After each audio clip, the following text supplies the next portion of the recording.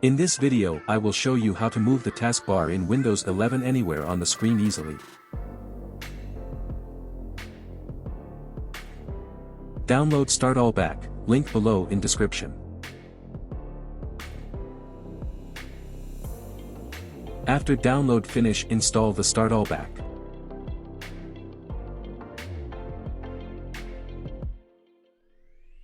Here's some settings you can try and see changes.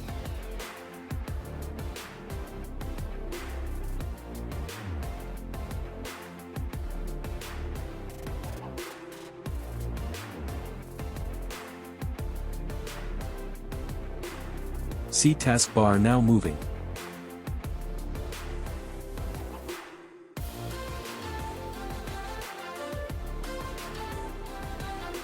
Here's some settings you can try and see changes.